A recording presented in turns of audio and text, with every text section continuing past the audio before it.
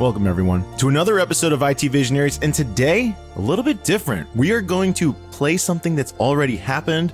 We have with us the EVP of Global Customer Success and Strategy at Salesforce, Neeracha Taychakhoonavudh. I want to make sure I got that name right. Got it right? Yes, you did. That was awesome, Albert. Awesome. Thank you. Thank you so much for having me. So my role at Salesforce is I work a lot with our customers. I actually run customer success, which is our post-sales customer care organization that makes sure customers get value from everything they do with Salesforce. And I was so psyched to have this conversation with two people from very different industries with very different backgrounds. Tony Wells, who's the Chief Brand Officer at USAA, which is a financial services company that serves military, and Michael Smith, who's the CIO at the Estee Lauder companies. So a great conversation, two very different industries, financial services and consumer goods, and two very different backgrounds, technology and non-technology. So there you have it. We had this conversation for another show, but we just felt it was so compelling. We wanted to bring it to our IT Visionaries audience. Everyone, give it a listen. I hope you enjoy. You're about to hear three experts in customer success, all from different backgrounds. Have a great conversation. IT Visionaries is created by the team at mission.org and brought to you by Salesforce Platform, the #1 cloud platform for digital transformation of every experience. Innovate fast, empower every employee, and scale with confidence from anywhere, with the customer at the center of everything you do. Learn more at salesforce.com/platform. Tony and Michael, thank you for being here with us today. We are here to help create a column called Cross-Pollinate, where our goal is to really break down the silos and start these conversations between executives who may not have, as everyday choice and opportunity to learn from each other. So thank you. I'm going to pose the first question to you, Michael. What can non-technology executives learn from your role as the CIO at Estee? What are the misconceptions you find? Well, I think that one of the things that they could learn from my role is just how important technology really is for everything that we do, right?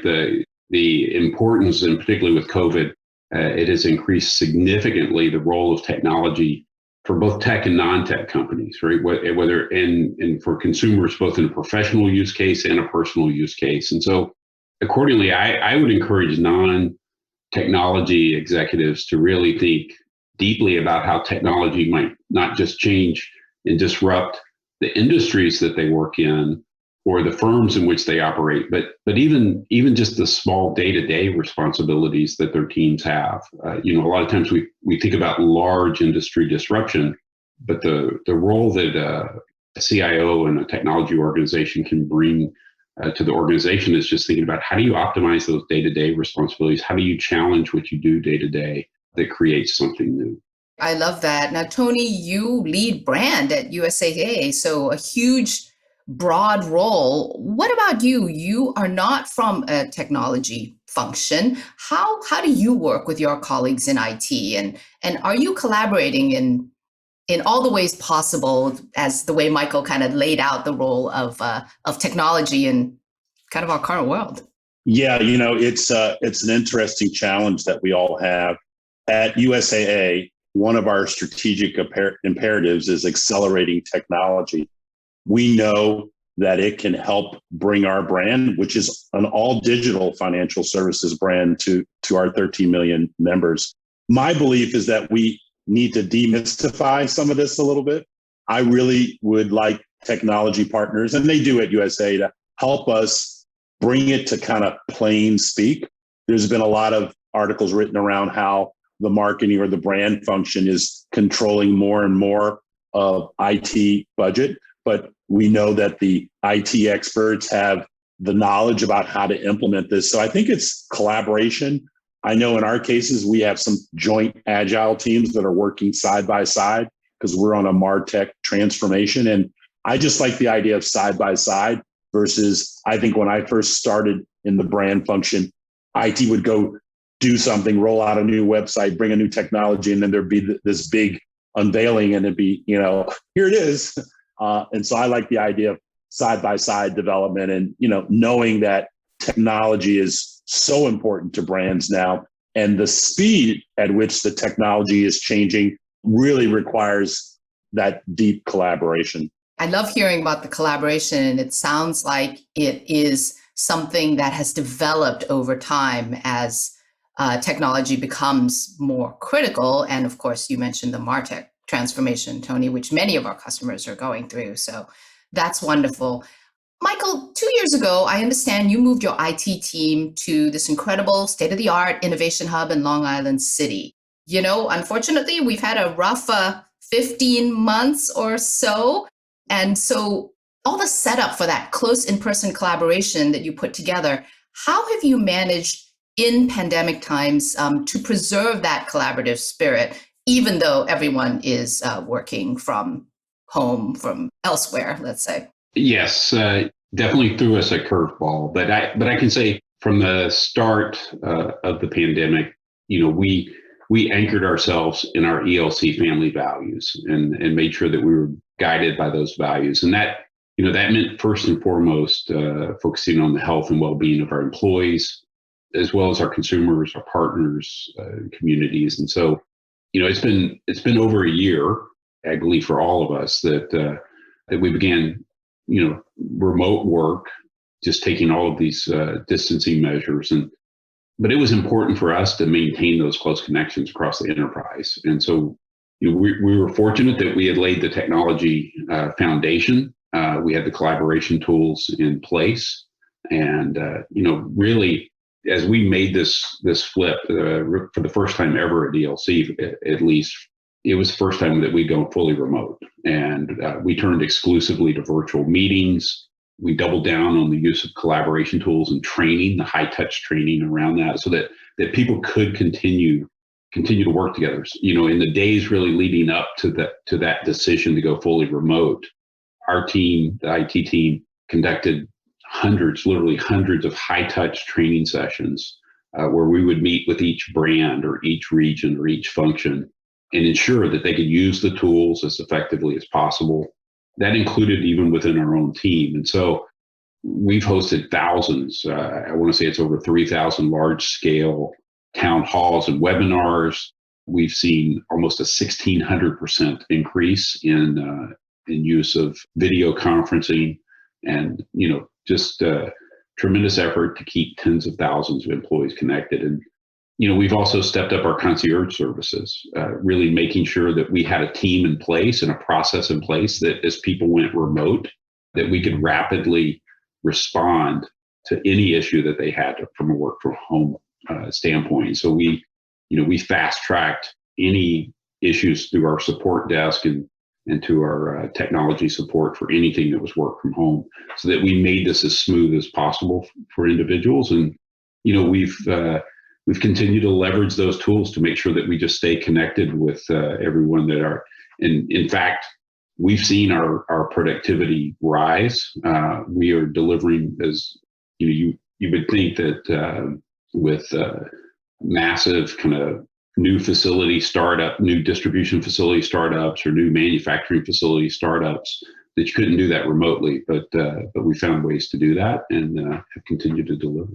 What are your future plans for the hub as you imagine what the new normal will look like? First of all, we're thrilled to be in Long Island City. It's an amazing location and an amazing facility. We will return to something that looks like a hybrid work environment. And we believe that facility is laid out in the ideal format that you can maintain health and safety, that it's going to look like from a layout standpoint with dozens and dozens of conference rooms and collaboration spaces. It's going to look like the type of facility of the future where, people may not be coming in the office and sitting in their desk or sitting in their cube for hours and hours, but rather they're going to be in the office when they can work together in person on very specific programs, projects, initiatives, and activities. And we're excited to return when the time comes. And obviously we will not do that before it's safe for our employees. I love that intentionality. So, Tony, not only are you a former Marine, you also are in a digital financial institution. So, between those two factors, how does that influence this whole collaboration theme that we're talking about here and building teams and getting teams to coalesce and function well? It's, I think, a very interesting time that we're in. When I was in the Marine Corps, there was something called maneuver warfare. And it was based on this concept of the OODA loop, which stands for observe, orient, decide, and act. And the premise of it was the quicker you could do that whole revolution there, do that and do that and do that, and continue to make corrections, the more successful you were going to be in battle or flying a plane or whatever. And so I think that was very, very evident once the pandemic kind of hit us. We're in the business of responding when things go bump in the night. As an insurance company, we have something called a unified command center. We were very fortunate to be tracking this as early as December. And so we could stand up pretty quickly and respond to our operations. But I also think there's this thing we've been saying at USA, which is COVID speed. The idea, again, of observing, orienting, deciding, and acting with greater speed. And I know there's been a lot written out there around how companies did their technology roadmap that might have had 2 or 3 years worth of work, and they did it in 2 or 3 months. Because the idea of the uncertainty, the idea that get it green, not necessarily bright green, and then move on, I think it was very liberating for a lot of folks who are very used to a lot of meetings and a lot of buildup. So we moved, thousands of employees from the office to home.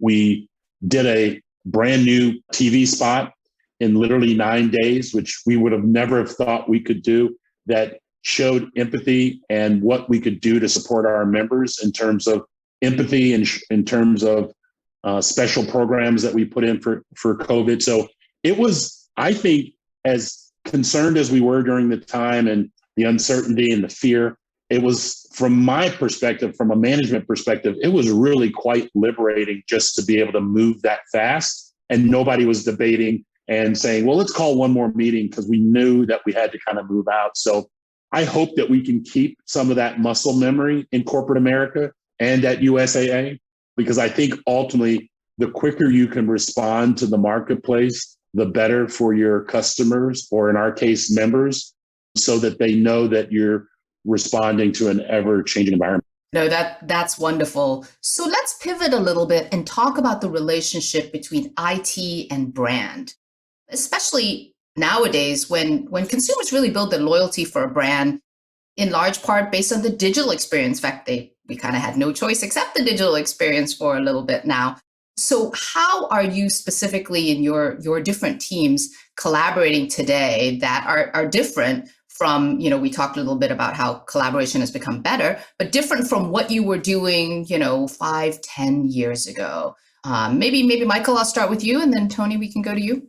I think Tony hit on a key point earlier, which was this idea of co-creation, and not either developing some great technology and then trying to do a reveal of what it is, or designing an entire business process and throwing it over the wall to implement from an IT standpoint. This idea of co-creation where you have the benefit of defining and understanding the business strategy informed by what technology can enable, and making sure that those two things work in sequence is super important. COVID also has really accelerated the way all brands, I believe, utilize technology. We've touched on this a lot today. Technology is more pivotal than it's ever been in particularly for us in our growth strategy going forward. And so collaborating with each of our brands is critical. We've developed new ways of working really in the last couple of years to ensure that we're driving the best omni consumer experience. So as we operate across different channels, it's important that we work across technology, our online channels, our data and marketing groups, And so we created a new beauty tech team that is focused on new ideas that are rooted really in the data that we have and the insights that we have to more effectively power the consumer experience. And, from there, our technology leads, each brand, region, and function has a technology lead that collaborates with that brand and regional leadership to execute the experiences and to make sure that they're authentic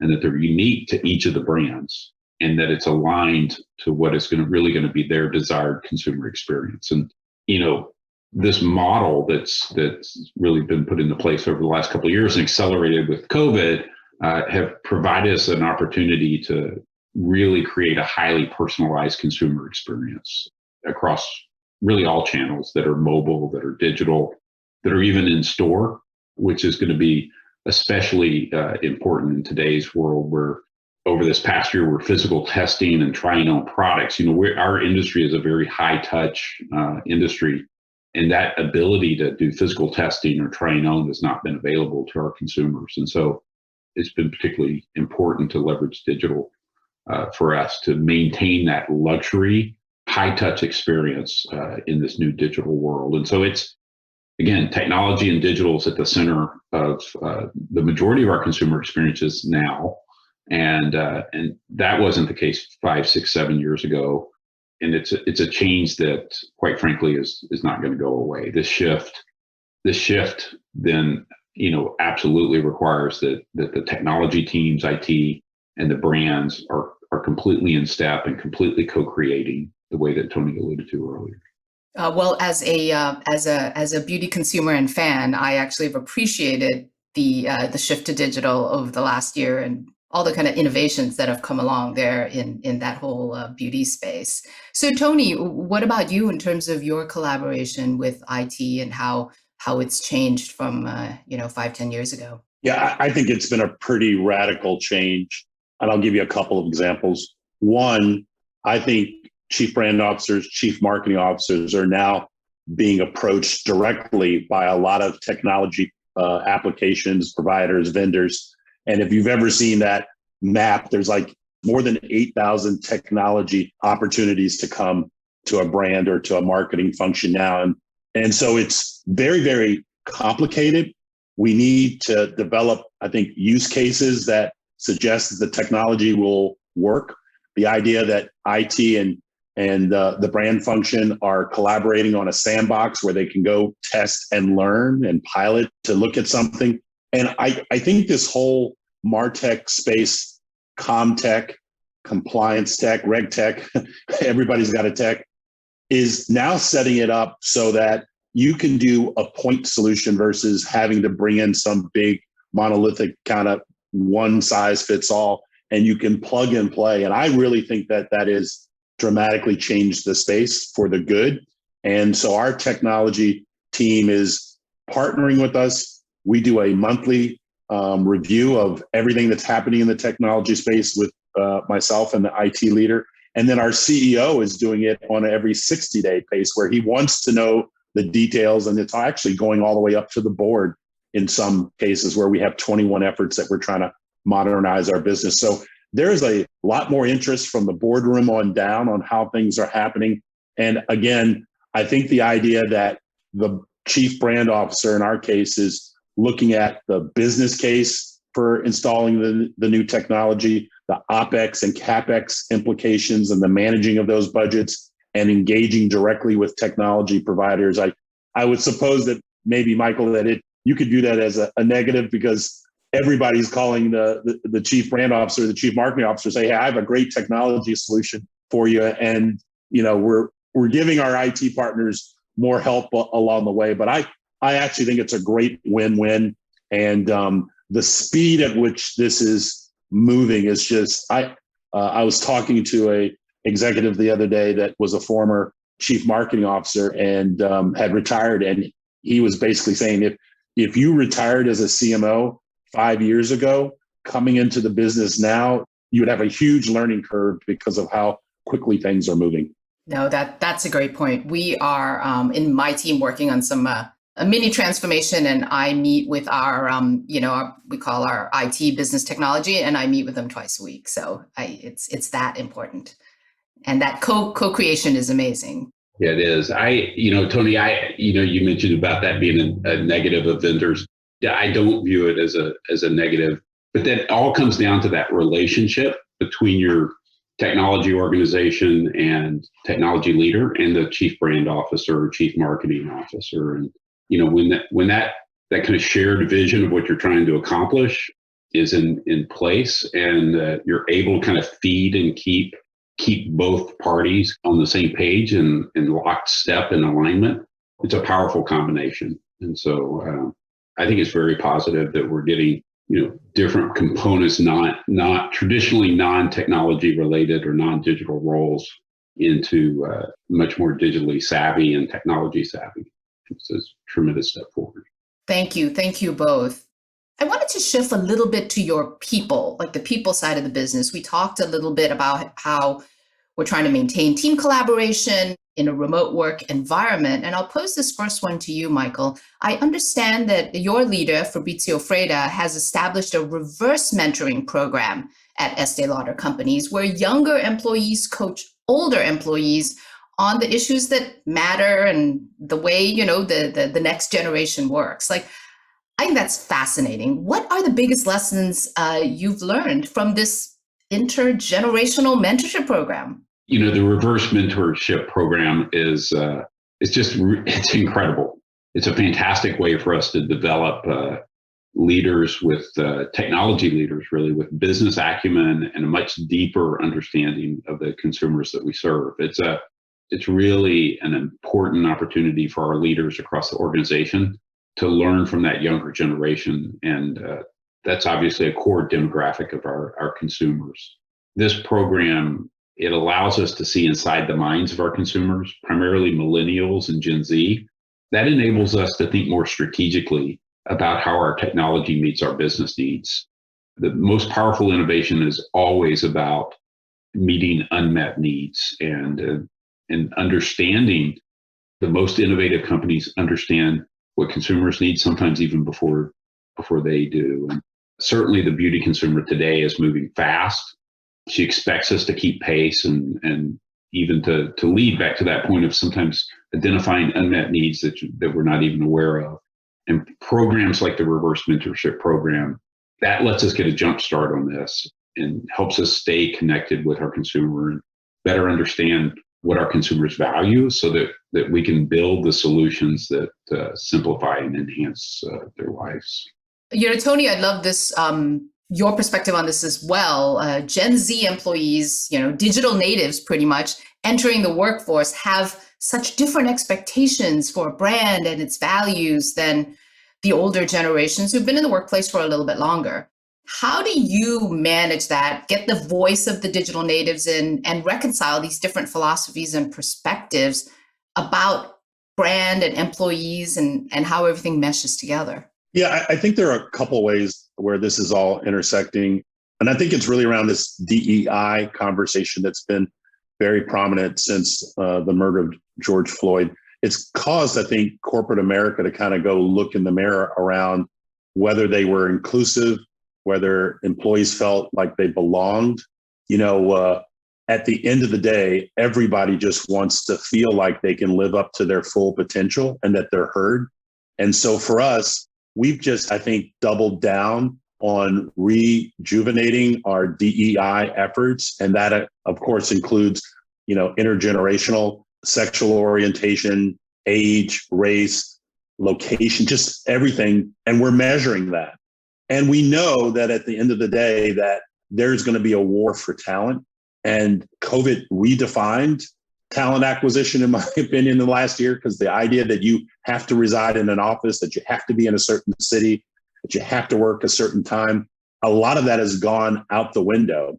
And we're trying to adapt to that. And we're trying to reimagine what working at USAA might be over the next 5 to 10 years. So I would say overall, we, as we're talking about Gen Z, we know that the purpose of our brand, which is to ensure the financial security of the military community, has to resonate with them. They have to know that we're walking the talk, whether it be around DEI, whether it be around ESG, environmental, social governance. They want to know that they're starting with a company that has the same values. And Michael talked about that earlier. They want to work for a company with values. And I think as we just go ahead again in corporate America, there's a lot of things that we're going to have to look hard at it, how we are approaching employees' health, safety, and welfare. Just lots to think about here. But at the end of the day, brand purpose, I think, is king, and your ability to communicate that and make sure your employees, no matter what their age or background or whatever, feel like they belong and feel like they're heard and that they're included, and that within your organization, they can reach their full potential. Yeah, I do think that assumptions are being challenged, that eyes are being open, and that dialogue in and of itself, and the dialogue and the focus, I think, are very key to going forward in the world. So we've talked a little bit about your individual experiences. Michael, do you have something you'd like to learn from Tony and his experience at USAA? Yes. Well, first of all, Tony, talking about your experience, first of all, I want to thank you for your service. And I think USAA and Estée Lauder companies share a tremendous number of values, right? Our industries may look very different, but the commitment to the consumers that we serve, to our employees, to the communities that we work in is, we're rooted in many of the same principles and values, and in this idea of high touch service. We might use different words to describe it, but this idea of high touch service and serving our consumer is critical to both. And, it's a direct to consumer is a very important channel for us at the Estée Lauder companies, just as it is at USAA. I'm interested in learning a bit more about the direct consumer strategy kind of pre-pandemic. How did it evolve, and what are those implications going forward? So first of all, I will tell you, Michael, the best job I've ever had in the world was being a young lieutenant of Marines.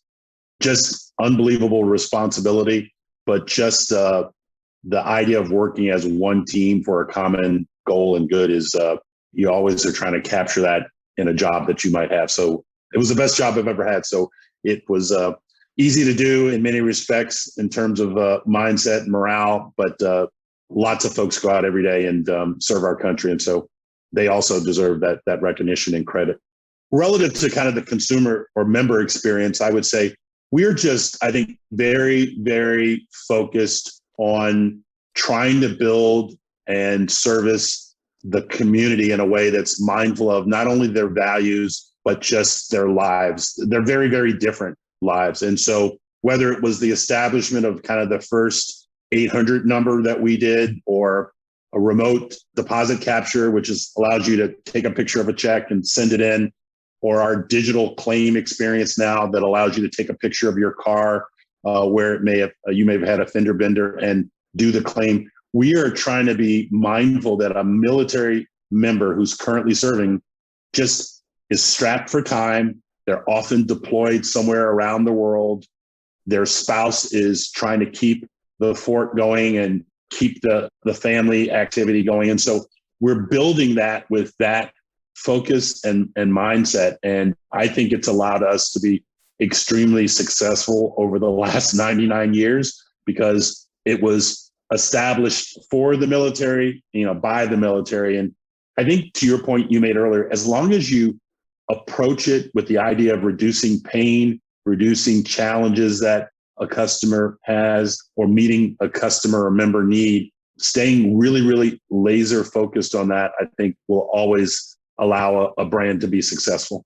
That's great. Understanding your consumer, your member, I think is key to having that empathy. And same for you, Tony. What would you want to learn from Michael and his experience at the Estée Lauder companies?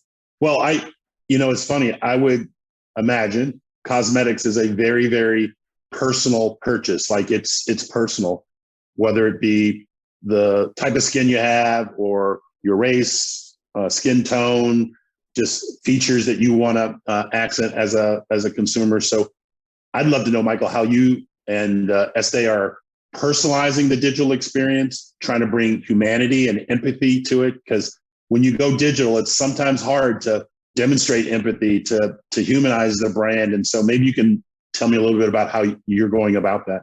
Yeah, it's you hit spot on. It is a very personal. It's a very personal purchase, and it's something that, when we step back and we look at our values around inclusivity and the ability to meet very unique needs of many different consumers on something that's so personal. Technology over the last few years has evolved. Whether it's the ability to process massive amounts of data or the evolution of artificial intelligence. These are things that let us do things that we never could have done in the past, right? In terms of personalization, whether it's identifying kind of unserved needs via what we see across social media, across all the different conversations that we have with our consumers, to be able to aggregate that and look and see where there's unmet needs, to how we recommend individual products to a consumer, whether it's on our brand sites or whether it's physically in a store. We just have at our fingertips a tremendous amount of really digital power to be able to personalize what that consumer needs. And so it's definitely a different world today than it was 5 years ago, and technology is a key enabler to being able to create something that is very unique to each individual. And I only see that scaling, and again, it's everything from identifying where there are unmet needs in the market to specifically what are your preferences, what are the things that you're looking for, and how can we meet that needs with the best possible product, and also allowing us to expand what we offer. It's a new world, and I think as a beauty consumer, this has to be a super exciting time, and the future is even brighter than the present. I love the idea of, first of all, it being personal, and then meeting needs that maybe your consumer doesn't even know about. Do you have a specific example you can share with us? It's some innovation that's come about from that intersection of figuring out what their needs are and delivering that surprise and delight. Do you have an example you can share with us? Because our interaction with our consumers is extremely high touch, sitting down with a beauty advisor or beauty consultant, and really getting to know each other, there's a tremendous opportunity there to be able to connect specifically with somebody who's looking for maybe in one area. We deal across multiple categories: skincare, makeup, fragrances, hair care. And, when we're working with a consumer, something that's as personal as skincare, just I look at something like what we've done with Clinique Reality, clinical reality for Clinique, where we can analyze the skin and make a specific personalized recommendation for their regimen, as an example.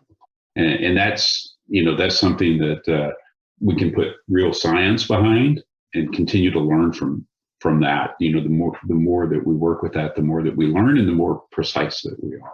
And it fits in so well with the brand promise of Clinique, right? The scientific approach to skincare and how clean it is. So that's a great story. So in terms of kind of meeting your members' needs, Tony, any story you can tell us about, and financial services are also incredibly personal, right? If something happens if a calamity happens and it's an insurance payout, or some check is supposed to arrive and it doesn't, it is also incredibly personal. How do you manage that respect for your members' personal needs to making sure you are providing the right services? Yeah, I think it's mainly around the idea of reducing pain that the members feeling as a result of, for example, an insurance claim. We just had a massive freeze down here in Texas that, I'm sure everybody has heard about. And one of the things that we use the technology to do is to alert members that, a weather or a catastrophe might be impacting them in advance. And then as that event happens, texting, calling, emailing to let them know, here, click this link to file a claim. And so it's knowing that they are impacted in this situation. They've got a lot going on in their world, their life, their personal safety. The idea that we would text a member saying, click this if you've had a claim as a result of the Texas freeze. It makes it easy for them. And then the idea that they can get back to their normal life as quickly as possible with us validating the claim, making sure they get paid in a speedy, reliable fashion so they can get back on with their lives. That's why you buy insurance, for example. You do it to mitigate risk and then to quickly get back to your life as normal. And so that's our focus. We've built that out. And so we're doing technology, not for technology's sake, but to help that process. And so whether it's now you being able to take a picture of your vehicle, and we are now using AI ML to look at that picture and ascertain what your claim will likely cost, be able to send that to you with an approval so that you can go to a local shop and we don't have to send an adjuster out. Or a recent partnership that we announced with a competitor that allows our blockchain technology to more quickly resolve claims between two insurance providers so that we don't have to go back and forth over the phone around, which company is going to pay the claim. So all of this technology is around servicing our members. We have a really rich innovation story. Again, like I said, the first use of an 800 line, the remote deposit capture, all of these, even use of drones now to take pictures overhead of a home that may have been damaged by hail coverage so that we can get the claim paid sooner. We always want to pay what is owed and do it in a quick and timely manner. I love that. In times of stress, what a relief to have that, in the back of your mind. One less thing to worry about. Let's go with that. So I'd like to wrap it up with, kind of the optimistic view as we slowly reopen at different stages around the country and around the world. And you think about your employees and returning into in life after the pandemic, so to speak. And Michael, maybe I'll pose this to you first. How do you think that employee experience will change? You've put a bunch of tools in place for remote work, right? We're in a very different place than we were 14 months ago. How are you thinking about that employee experience for the future? Well, we've learned a lot from this past year of remote working, and we do plan to leverage those key learnings and considerations to provide employees with a reimagined work experience post-pandemic.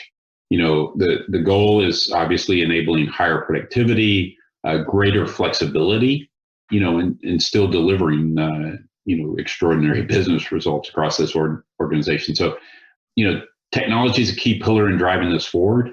It's not just, we've kind of went from one extreme to the other, everybody in the office to everybody remote. And I believe that the future is hybrid, and technology has to play a key role in that as well. As how do you continue to drive inclusivity when, you have one group of employees in the office and somebody else working remote. And so I believe that technology is going to be a key component of that.